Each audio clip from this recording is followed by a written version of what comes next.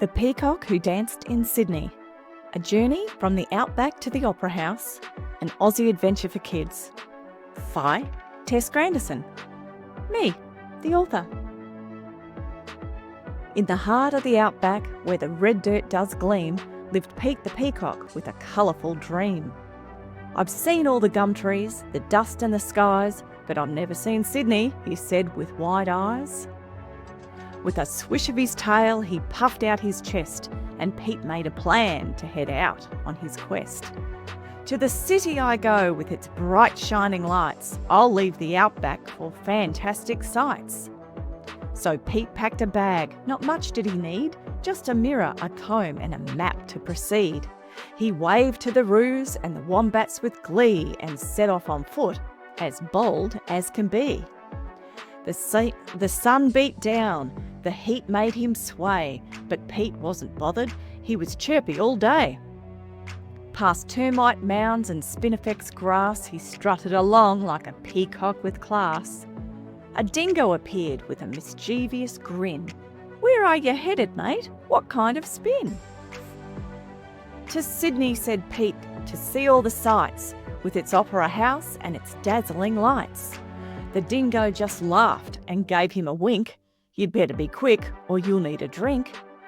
But Pete was determined, he picked up his pace. "I'm a peacock with purpose, I'll win this race."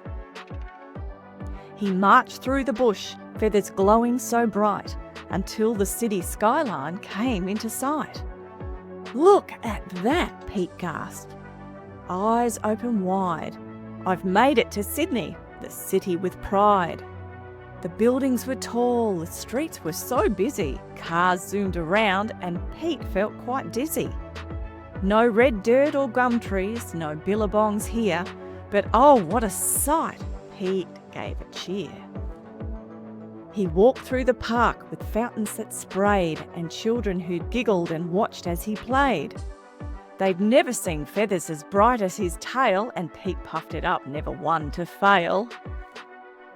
He strolled down the harbour where boats gently rocked. The seagulls squawked loudly, but Pete wasn't shocked. "I come from the Outback, wild and free. This city's a wonder, but it won't conquer me." Then Pete saw the bridge, mighty and grand, and the opera house stood like shells in the sand. "Such beauty," Pete cried, "it shines in the day. I'll dance on its steps and I'll show off my display." So he strutted and twirled, his feathers on show, as the city folk gathered to see him glow. He spun in a circle, his tail like a fan, and everyone clapped for this marvellous man. But soon Pete grew tired. The city was fun, but the noise and the hustle had him on the run. "I miss my Outback with its peace and its charm, where the skies are so wide and the breeze calls the farm." So with one final glance at the city so bright, Pete flapped his wings and took off in flight. He soared through the air, back to the Outback he sped, with dreams of the city still fresh in his head. By nightfall he landed in the soft desert sand, home at last in his quiet homeland. The stars twinkled brightly, the moon shining low, and Pete sighed content in the Outback's soft glow.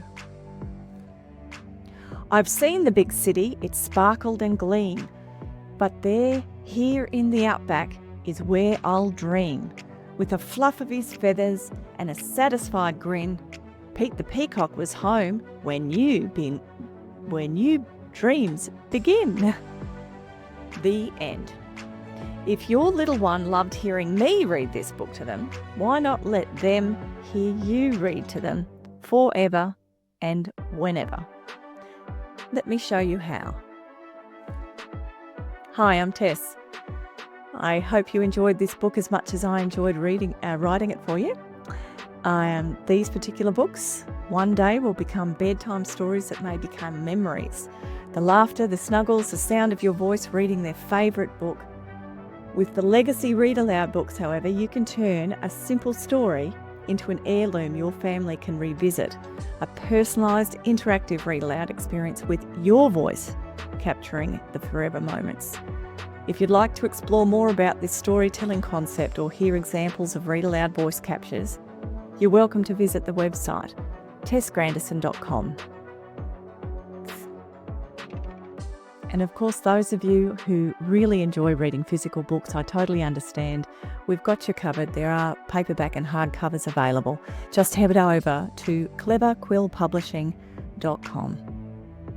And here are the real characters from our farm. Yes, they are actually real.